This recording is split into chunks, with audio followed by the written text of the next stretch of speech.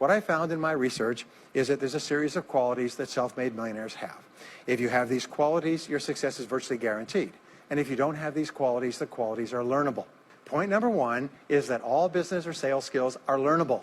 All financial skills are learnable. If you can drive a car, you can learn any skill. If you can drive a car, you can learn the skill. Now, number two is you're probably only one skill away from doubling your income right now. You're probably only one skill away from setting yourself on the road to becoming a self-made millionaire. That turns out to be the case for almost everyone. And then I discovered that all people who are successful are excellent at what they do. You know the old question they asked Willie Sutton, the bank robber, why do you rob banks? He said, well, that's where the money is. Well, being in the top 10% is where the money is. So what you have to do is you have to pay any price and make any sacrifice to get into the top 10% in your field. So make this decision to get into the top 10%. And let me tell you what changed my life. Here I was struggling in my late 20s, and I learned this. It was a breakthrough thought. Is that everybody's in the top 10% started in the bottom 10%. Everybody who's doing well was once doing poorly. Everybody who is at the top of your field today was once not even in your field at all and didn't even know it existed. What that means is that if you're willing to pay the price and work hard and make the sacrifices, you can get into the top 10%. Now, how long does it take? It doesn't take a week or a month. Most people are really impatient. And to achieve mastery in your field takes 5 to 7 years. People say 5 to 7 years. Geez, I'll be 5 to 7 years older before I start enjoying the big rewards. Well, how much older will you be in 5 to 7 years anyway? Now, here's an important point. Are you ready? The time is going to pass anyway. The time is going to pass.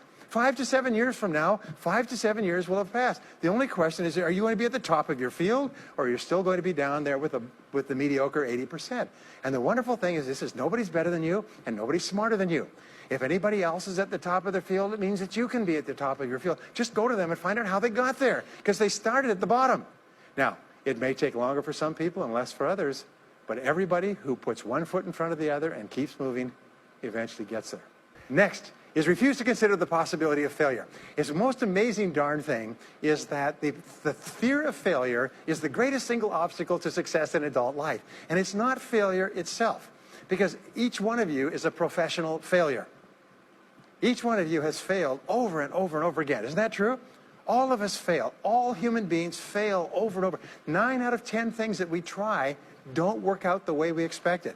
We have failures in relationships and in jobs and in careers and investments and everything. It's not the failure that holds you back. The failure makes you smarter. We say that it is the fear of failure, not failure, that holds you back. And the way that you overcome failure is you never consider the possibility of failure. The rule is this, is there's no such thing as failure, there's only feedback. Is when you try something that doesn't work, you get feedback, not failure. And recognize that most things you try aren't going to work the first few times. So what you do is you say, oh, that's an interesting bit of feedback. And you pick yourself up and you move forward and you have more feedback and you move forward. To become a self-made millionaire, you're going to fail over and over again, year after year after year. But your brain has a cybernetic mechanism, which means that times you try something, you get feedback, which makes you smarter. And when you try something else, you get feedback, which makes you smarter. And eventually, you reach the point where you're too smart and you stop making mistakes. You start to do more and more things right and fewer things wrong. But you can't get there unless you have experienced the failures. Henry Ford once said that failure is merely an opportunity to more intelligently begin again. Now, let me pass on one great rule to you, which has been discovered in interviewing self-made millionaires. Self-made millionaires look into every failure for something good.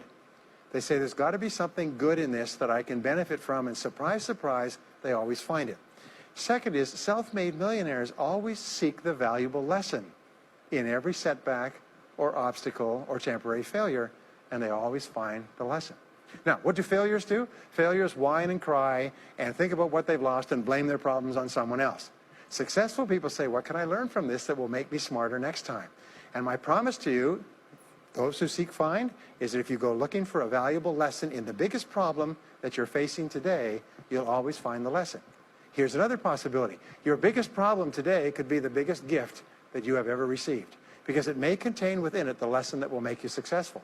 If you stop thinking about what happened and who's to blame, and you start looking for the gift within your problem, sometimes it can transform your life.